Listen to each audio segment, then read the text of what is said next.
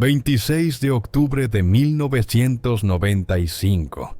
Un hombre sale de su hotel en Malta, disfrutando del sol mediterráneo como cualquier turista. No se percata de las dos motocicletas que se acercan lentamente por detrás. En cuestión de segundos, se oyen múltiples disparos. Se desploma sobre el pavimento. Los asesinos se esfuman por las estrechas calles antes de que nadie comprenda lo sucedido. Esto no fue un ataque al azar. La víctima era Fathi Shaqaqi, fundador de la Yihad Islámica Palestina, que viajaba con un pasaporte falso. El lugar no era una zona de guerra, sino la pacífica y neutral Malta, y la operación llevaba la inconfundible firma del Mossad. Ejecutada con tal precisión, aún deja asombrados a los expertos en inteligencia. Malta no debía ser un campo de batalla. Era una pequeña nación insular en el Mediterráneo, famosa por sus antiguas fortificaciones, sus aguas cristalinas y su condición de destino turístico pacífico, alejado de los conflictos de Oriente Medio.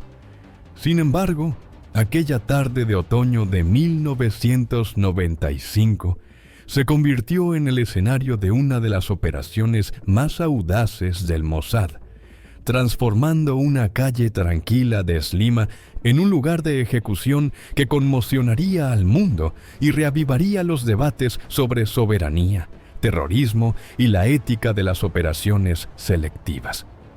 El hombre que yacía muerto en el pavimento maltés no era un militante más. Para los planificadores de seguridad israelíes, Fathi Shaqaqi representaba algo mucho más peligroso. Un líder inteligente, culto y con contactos internacionales que había fusionado con éxito el nacionalismo palestino con la ideología islámica radical. Había transformado la Yihad Islámica Palestina de un grupo marginal en una fuerza significativa, capaz de descarrilar el frágil proceso de paz que Israel y los palestinos moderados intentaban construir, y eso lo convirtió no solo en un enemigo, sino en una amenaza existencial que Israel decidió que ya no podía tolerar. Para comprender por qué murió Shaqaqi, es necesario comprender quién era, qué representaba y cómo su particular combinación de atributos lo hacía singularmente peligroso. No se trataba de un hombre que cogiera un arma por ira o que actuara por impulso. Se trataba de un pediatra con estudios avanzados en física y matemáticas. Alguien que podría haber llevado una vida cómoda tratando a niños en Gaza, pero que en cambio eligió convertirse en el artífice de algunos de los ataques terroristas más devastadores que Israel ha sufrido. Esa transformación de sanador a revolucionario nos dice todo sobre la naturaleza del compromiso ideológico y la complejidad del conflicto israelí-palestino. Nacido en 1951 en Rafah, un campo de refugiados en la Franja de Gaza, Shaqaqi creció rodeado del desplazamiento y la humillación que definieron la existencia palestina después de 1948. Su familia había sido expulsada de su aldea de Zarnuqa durante la creación de Israel, uniéndose a cientos de miles de palestinos que perdieron sus hogares y se convirtieron en refugiados en su propia tierra. Para Shaqaqi, esto no era teoría política abstracta. Fue una experiencia vivida, el fundamento de una visión del mundo que eventualmente lo llevaría a concluir que la resistencia armada no solo estaba justificada, sino que era obligatoria.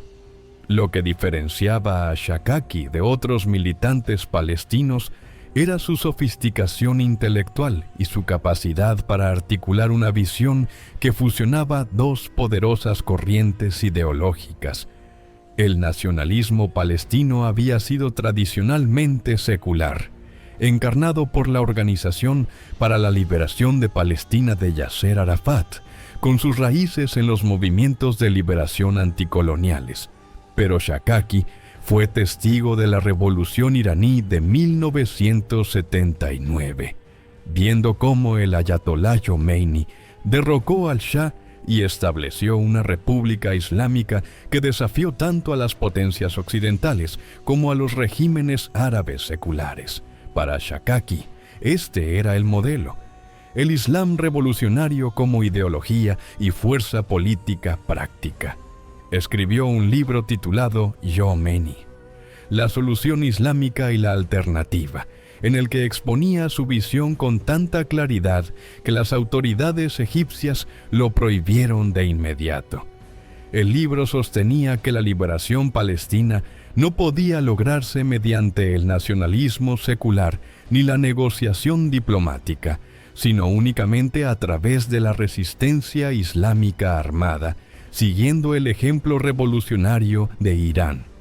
Esta fusión del nacionalismo palestino con la ideología revolucionaria chiita fue explosiva, literal y figurativamente. Proporcionó una justificación teológica para la violencia, manteniendo al mismo tiempo el marco nacionalista que resonaba entre los palestinos, independientemente de su devoción religiosa.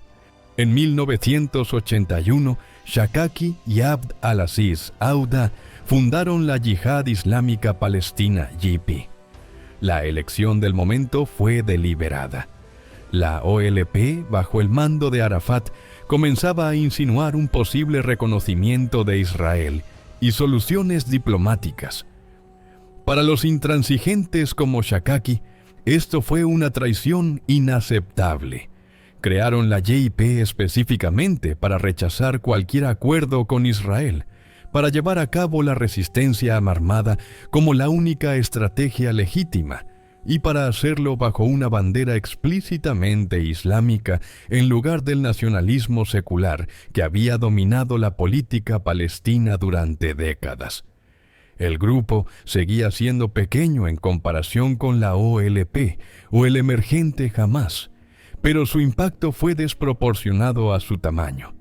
La YPG se especializaba en atentados suicidas y ataques contra civiles israelíes, operaciones diseñadas para maximizar el impacto psicológico y socavar cualquier proceso de paz. Cada atentado transmitía un mensaje. Sin importar los acuerdos diplomáticos que los políticos pudieran negociar, la resistencia armada continuaría. Este poder de veto sobre la paz hizo que la YPG fuera estratégicamente significativa, mucho más allá de su número real de miembros. El perfil personal de Shakaki añadió otra dimensión a la amenaza. No se escondía en cuevas, ni vivía como fugitivo en zonas remotas. Mantuvo contactos en todo el mundo árabe y más allá. Viajaba con frecuencia reuniéndose con funcionarios iraníes que le proporcionaban financiación y armas. Coordinó con Hezbollah en el Líbano el entrenamiento y el apoyo operativo. Concedió entrevistas a periodistas internacionales, presentando el caso de la YPG en un inglés fluido con la sofisticación de un profesional instruido. Esta combinación de capacidad militar y habilidad para las relaciones públicas lo hacía particularmente peligroso porque podía ordenar ataques y justificarlos ante un público que de otro modo podría mostrarse escéptico. Las autoridades israelíes arrestaron a Shakaki 2 veces en la década de 1980, encarcelándolo por sus actividades. Pero su encarcelamiento no hizo sino reforzar su credibilidad entre los palestinos. Se erigió como un héroe de la resistencia, alguien dispuesto a sufrir por la causa. En 1988, Israel lo deportó al Líbano, lavándose esencialmente las manos del problema al convertirlo en asunto de otro. Esto resultó ser un error de cálculo catastrófico, porque el Líbano le dio a Shakaki exactamente lo que necesitaba: acceso directo a Hezbollah, y los entregó a redes de apoyo iraníes que transformaron a la YPG de una molestia en una seria amenaza. A principios de los años 90, Shakaki se había establecido en Damasco bajo la protección del presidente sirio Hafez al-Assad. Siria mantuvo una política de acoger a líderes de facciones palestinas como parte de su estrategia más amplia de utilizar a los grupos palestinos como puntos de presión contra Israel, sin involucrarse directamente en un conflicto abierto. Damasco proporcionó refugio seguro, lo que permitió a Shakaki coordinar operaciones, recibir financiación y viajar a otros países como Libia para reunirse con Muammar el-Gaddafi y obtener apoyo financiero adicional. Estaba construyendo una red internacional que proporcionaba a la YPG recursos y un alcance mucho mayor de lo que su tamaño sugería. El contexto estratégico de principios de los años 90 explica por qué Israel decidió que Shakaki debía ser eliminado. En 1993, los acuerdos de Oslo sentaron por primera vez a israelíes y palestinos a la mesa de negociaciones. Yasser Arafat y el primer ministro israelí, Yitzhak Rabin, se dieron la mano en la Casa Blanca con el presidente Bill Clinton sonriendo entre ellos, prometiendo un marco para la paz y la autonomía palestina. Para muchos en todo el mundo, esto representó la esperanza de que décadas de conflicto finalmente llegaran a su fin. Pero no todos celebraron Oslo. Hamas y la YPG rechazaron los acuerdos por completo, considerándolos una traición y una rendición. Para estos grupos que rechazaban a Israel, cualquier reconocimiento de este país era inaceptable. Cualquier compromiso territorial equivalía a una capitulación. Respondieron con violencia diseñada para descarrilar el proceso de paz, haciendo que los israelíes se preguntaran si los palestinos podrían alguna vez ser socios para la paz. Los atentados suicidas con bomba impactaron autobuses y cafeterías, teniendo como objetivo a civiles en ataques diseñados para maximizar el terror y el impacto político. Cada atentado con bomba fortaleció a los intransigentes israelíes que argumentaban que otorgar autonomía a los palestinos solo aumentaría las amenazas a la seguridad. Shakaki personalmente ordenó y coordinó varios de estos ataques. Bajo su liderazgo, la Yihad Islámica Palestina llevó a cabo operaciones que causaron la muerte de decenas de civiles israelíes. No se trataba de objetivos militares ni de infraestructura. Fueron ataques deliberados contra la población civil, diseñados para sembrar el terror y socavar la voluntad política de paz.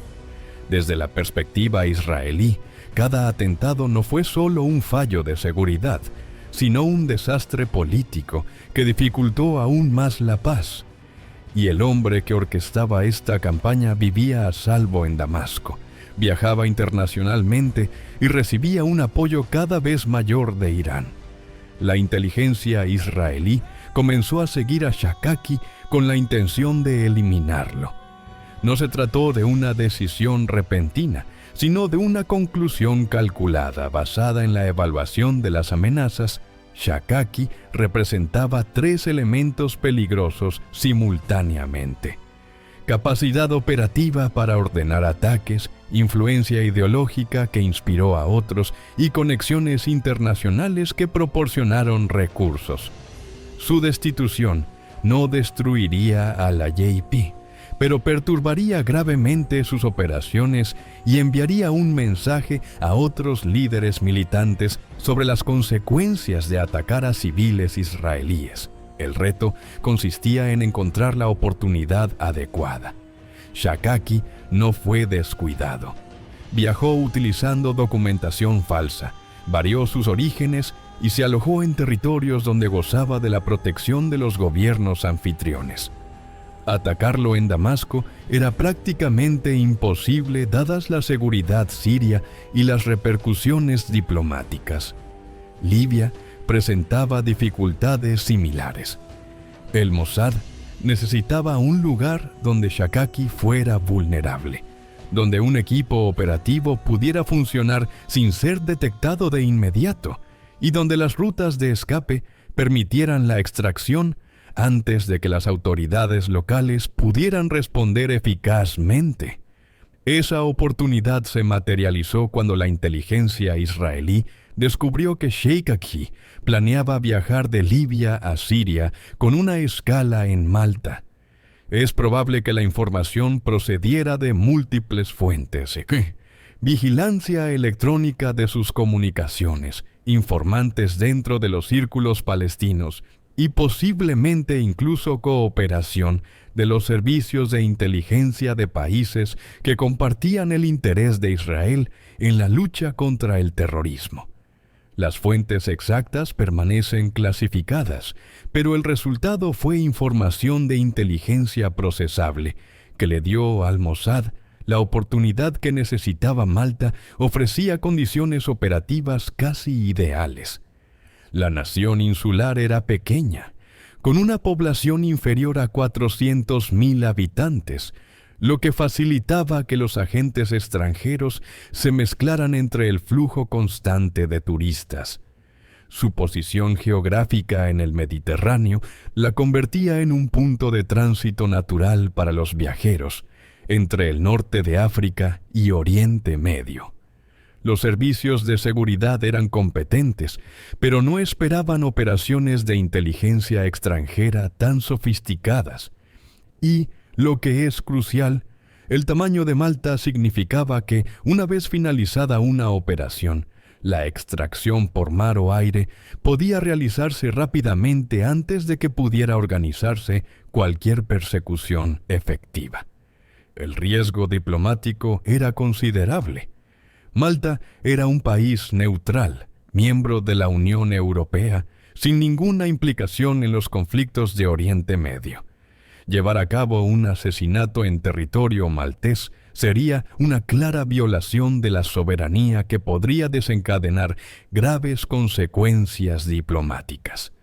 Pero Israel ya había llevado a cabo operaciones similares en Europa y calculó que las consecuencias diplomáticas, aunque desagradables, serían manejables. La eliminación de los objetivos sería permanente. Las quejas diplomáticas acabarían por desvanecerse. La unidad cesarea del Mossad se encargó de la operación. Esta división de élite se especializa en las operaciones más delicadas en el extranjero, particularmente asesinatos y secuestros en territorio hostil o neutral. Los agentes de Cesarea se someten a años de entrenamiento y vigilancia, manejo de armas, escape y evasión, y el acondicionamiento psicológico necesario para ejecutar misiones letales con profesionalismo. Operan en pequeñas células con una comunicación mínima para reducir el riesgo de infiltración, y son elegidos por su capacidad para mimetizarse con los entornos civiles sin llamar la atención. Es probable que el equipo operativo estuviera formado por entre 6 y 8 agentes con funciones específicas. Los especialistas en vigilancia siguieron la pista de Shakaki desde el momento en que entró en Malta, registrando sus movimientos e identificando patrones. El equipo de sicarios, probablemente 2 agentes en motocicleta, sería el encargado de ejecutar el asesinato. El personal de apoyo proporcionó logística, organizó rutas de escape, mantuvo las comunicaciones y garantizó que el equipo pudiera extraerse con éxito. Esta compartimentación significaba que si algún individuo se veía comprometido, no podía exponer toda la operación. La preparación requirió una atención meticulosa a los detalles. El equipo necesitaba armas que pudieran introducirse en Malta o adquirirse localmente sin ser detectadas. La motocicleta debía obtenerse mediante alquiler con identidad falsa o robo. Las casas seguras sirvieron como áreas de preparación para los preparativos finales. Los equipos de comunicación permitieron la coordinación entre los miembros del equipo y con los operadores que dirigían la operación desde una ubicación remota, posiblemente un barco en aguas internacionales o un puesto de mando en el propio Israel. El cronograma operativo se comprimió.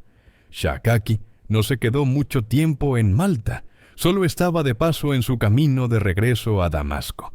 Esto significaba que el equipo tenía ventanas de oportunidad limitadas para atacar. No podían permitirse el lujo de esperar días a que se dieran las condiciones perfectas. Tenían que actuar durante la breve presencia de Shakaki, asegurándose al mismo tiempo de que quedara tiempo suficiente para la extracción antes de que las autoridades maltesas pudieran dar una respuesta eficaz.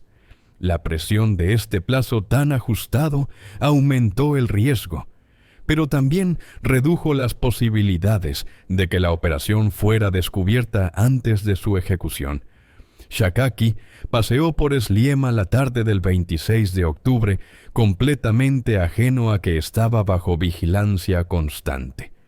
Para él, Malta representaba un terreno neutral, lejos del alcance israelí, que casi le había costado la vida en intentos anteriores. Había eliminado sus precauciones de seguridad habituales, moviéndose casi como un turista, en lugar de un hombre marcado para morir. Esta falsa sensación de seguridad era precisamente con lo que contaba el Mossad. El éxito de la operación dependía de que Shakaki creyera que estaba a salvo en un lugar donde, de hecho, se encontraba completamente exposed. La ejecución en sí misma demostró una precisión profesional. Mientras Shakaki caminaba por la calle, dos motociclistas se acercaron por detrás a velocidad normal, sin competir ni llamar la atención. A corta distancia, abrieron fuego, múltiples disparos a la cabeza para asegurar su muerte inmediata. Algunos relatos mencionan un silenciador en el arma, lo que explicaría por qué los civiles cercanos no reaccionaron de inmediato a los disparos. Otros sugieren que el sonido del motor de la motocicleta enmascaró los informes. En cualquier caso, Shakaki se desplomó sobre el pavimento, mortalmente herido, antes de poder comprender lo que estaba sucediendo.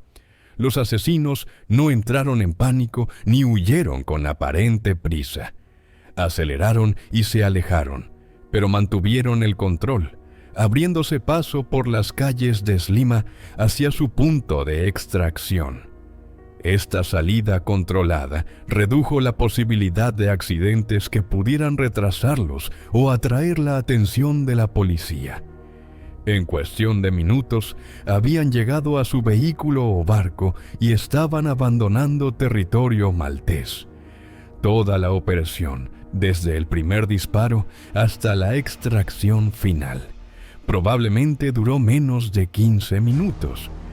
Una prueba fehaciente de la planificación y la práctica que precedieron al golpe en sí.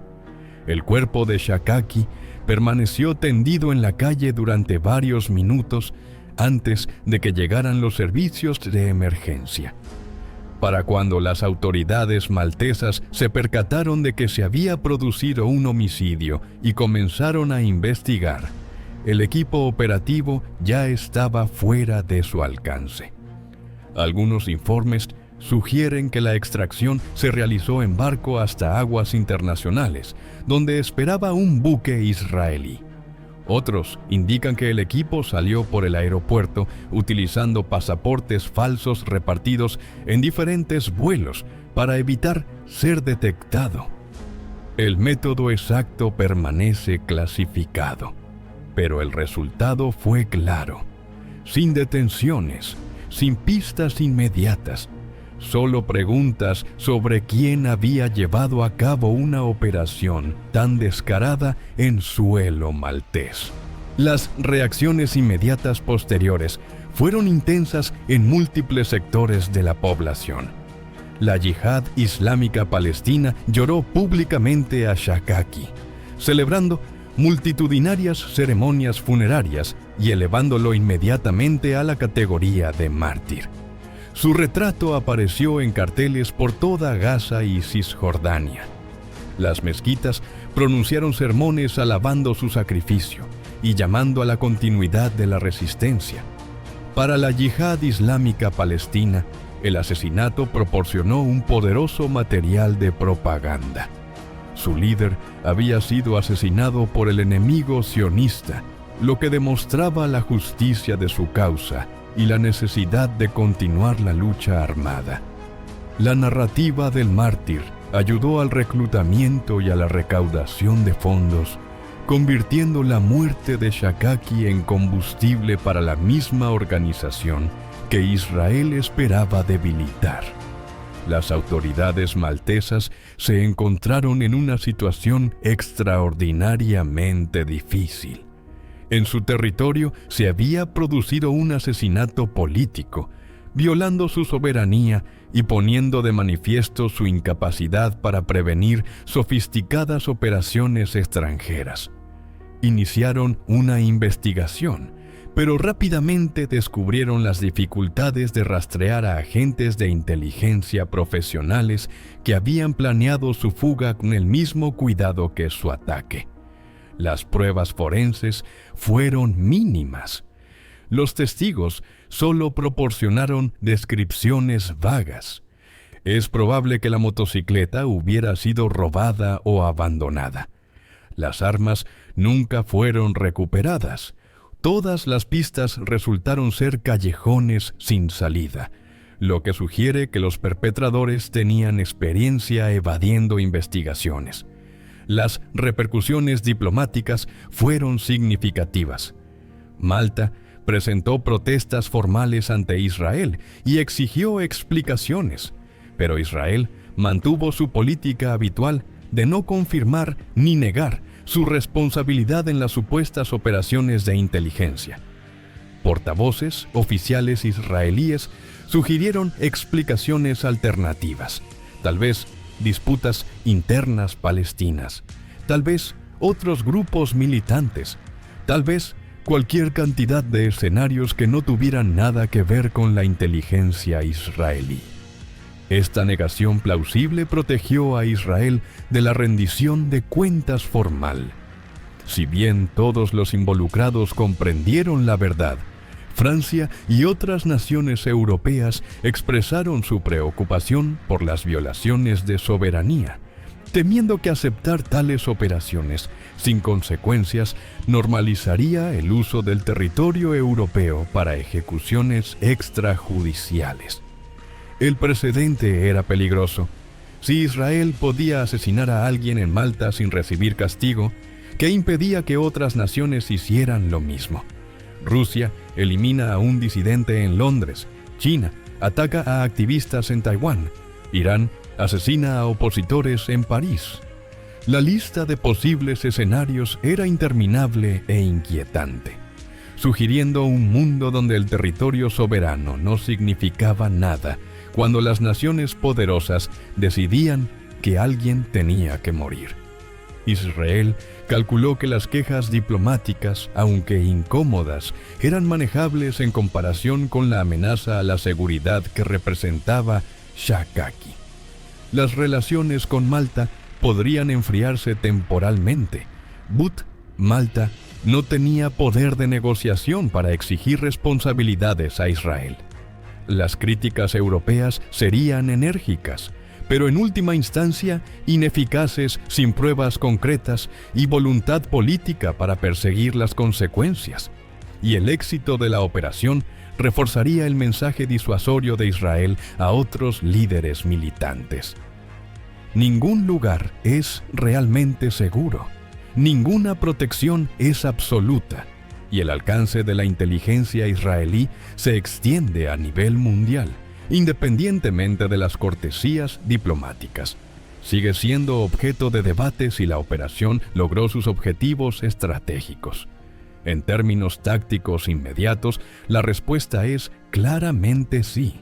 Shakaki fue eliminado. La JIP experimentó una disrupción en el liderazgo y confusión operativa, La organización dedicó semanas a reorganizarse en lugar de planificar ataques. Israel obtuvo un respiro durante un periodo crítico en el que el proceso de paz necesitaba estabilidad. El asesinato demostró la capacidad y la determinación de Israel, potencialmente disuadiendo a otros militantes de seguir el camino de Shakaki. Pero la evaluación estratégica a largo plazo es mucho más ambigua.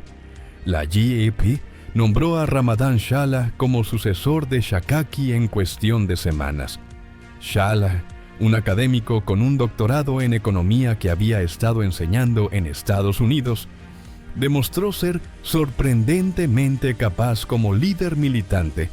Reestructuró la organización, mantuvo las relaciones de financiación iraníes y reanudó las operaciones. En cuestión de meses, la JEP volvió a perpetrar los ataques. En pocos años, había recuperado su posición como fuerza militante significativa. La interrupción resultó temporal, no permanente. Lo que resulta más problemático es que el martirio de Shakaki se convirtió en una poderosa herramienta de reclutamiento y propaganda. Su rostro apareció en banderas y carteles. Su historia inspiró a jóvenes palestinos a unirse a organizaciones militantes. Su muerte fue citada como prueba de que Israel nunca aceptaría los derechos palestinos y que la resistencia armada seguía siendo la única estrategia viable.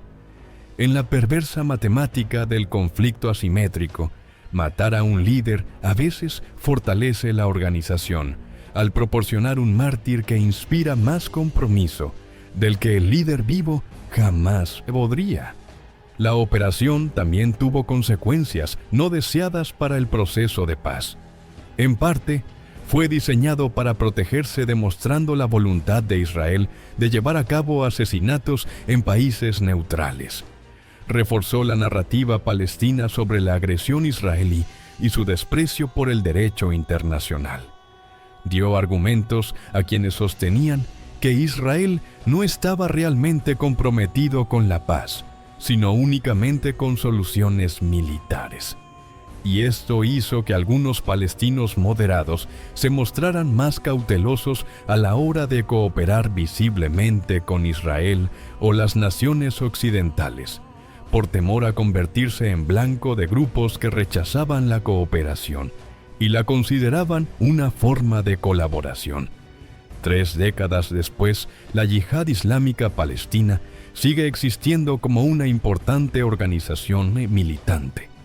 Mantiene estrechos vínculos con Irán, recibe financiación y armas sustanciales, opera campos de entrenamiento y realiza ataques regulares contra objetivos israelíes. La organización que fundó Shakaki ha sobrevivido a su muerte, se ha adaptado a las circunstancias cambiantes y sigue siendo una amenaza estratégica para la seguridad israelí. En términos puramente organizativos, su eliminación no logró la disrupción duradera que los planificadores israelíes podrían haber esperado. Sin embargo, desde la perspectiva de Israel, la operación seguía estando justificada y era necesaria. Cada año que Shakaki vivió, coordinó ataques que causaron la muerte de civiles. Su eliminación impidió que los ataques específicos que habría planeado se produjeran. Las vidas salvadas, aunque imposibles de cuantificar con precisión, representaban a personas reales que no murieron porque Shakaki no estaba vivo para ordenar su muerte. Este cálculo de acción preventiva subyace a toda la política de asesinatos selectivos de Israel. Es mejor eliminar las amenazas antes de que se materialicen que responder después de que los ataques ya se hayan producido. Las cuestiones éticas que plantea la operación en Malta siguen sin resolverse y probablemente sean irresolubles. Se trató de una legítima defensa contra un combatiente activo responsable de muertes de civiles. ¿O se trató de una ejecución extrajudicial que violó principios legales fundamentales sobre el debido proceso y la soberanía? La respuesta depende enteramente de tus suposiciones iniciales sobre la naturaleza del conflicto israelí-palestino, la legitimidad de la resistencia armada frente al terrorismo y los límites aceptables de la acción estatal contra actores no estatales.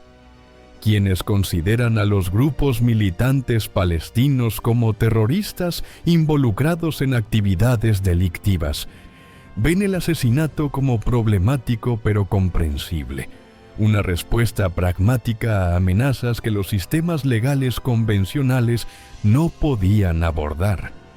Quienes consideran a estos mismos grupos como combatientes de la resistencia contra la ocupación, ven el asesinato como un asesinato de Estado Israel. Utiliza su superioridad militar para eliminar a opositores políticos sin juicio ni rendición de cuentas. Ambas perspectivas poseen coherencia lógica interna. Simplemente parten de premisas incompatibles sobre la naturaleza fundamental del conflicto. El legado del 26 de octubre de 1995 va mucho más allá del caso específico de Fatih Shakaki. La operación demostró que los servicios de inteligencia modernos pueden llevar a cabo operaciones sofisticadas en casi cualquier lugar del mundo cuando están debidamente motivados y dotados de los recursos necesarios. Esto demostró que los países pequeños y neutrales no pueden necesariamente proteger a las personas en su territorio de las operaciones de inteligencia extranjeras. Reveló las limitaciones del derecho internacional y la protesta diplomática a la hora de tratar con estados decididos a perseguir objetivos de seguridad, sin importar las formalidades legales. Y quizás lo más significativo es que ilustró el problema fundamental de las estrategias de decapitación contra los movimientos ideológicos. Se puede matar al líder, pero si la ideología sigue siendo convincente y persisten las condiciones que lo producen, surgirán nuevos líderes. La muerte de Shakaki no puso fin a la yihad islámica palestina ni desacreditó su mensaje. Simplemente creó un puesto vacante que fue ocupado por otra persona que continuó la lucha. Esta realidad no solo afecta a Israel, sino a cualquier nación que intente combatir el terrorismo mediante asesinatos selectivos. Esta táctica puede perturbar, retrasar y disuadir, pero rara vez destruye el movimiento subyacente. Para los palestinos, Shakaki sigue siendo una figura controvertida incluso dentro de su propia comunidad. Algunos lo recuerdan como un visionario que reconoció que la resistencia armada era necesaria para lograr la liberación. Otros lo consideran un extremista cuyas tácticas socavaron los intereses palestinos al proporcionar a Israel una justificación para la acción militar y al descarrilar los esfuerzos diplomáticos que podrían haber logrado avances a través de la negociación.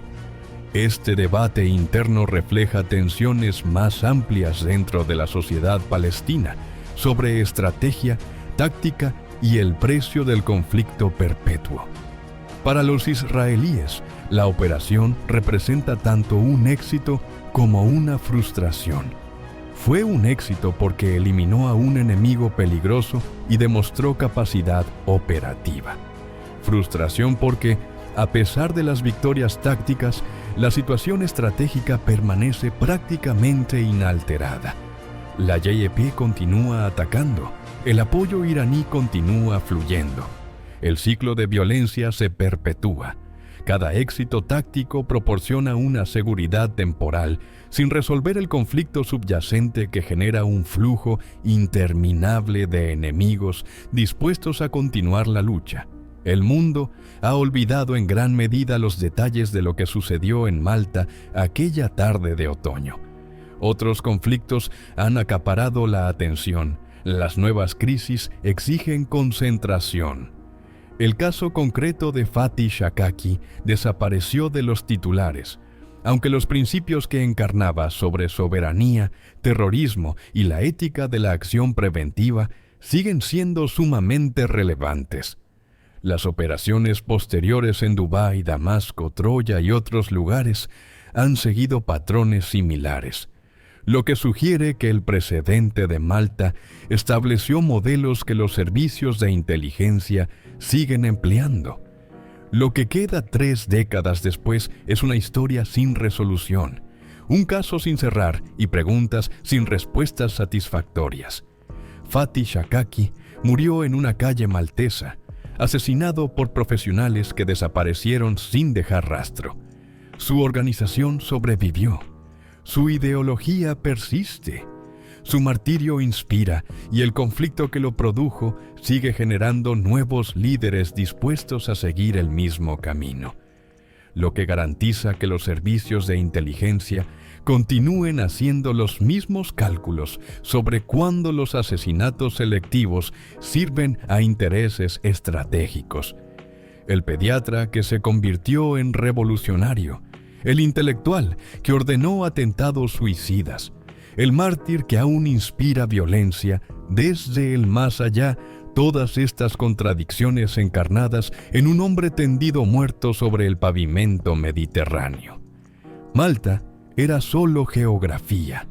El verdadero campo de batalla siempre giró en torno a narrativas contrapuestas sobre la justicia, la resistencia y los costos aceptables de perseguir objetivos políticos mediante la violencia.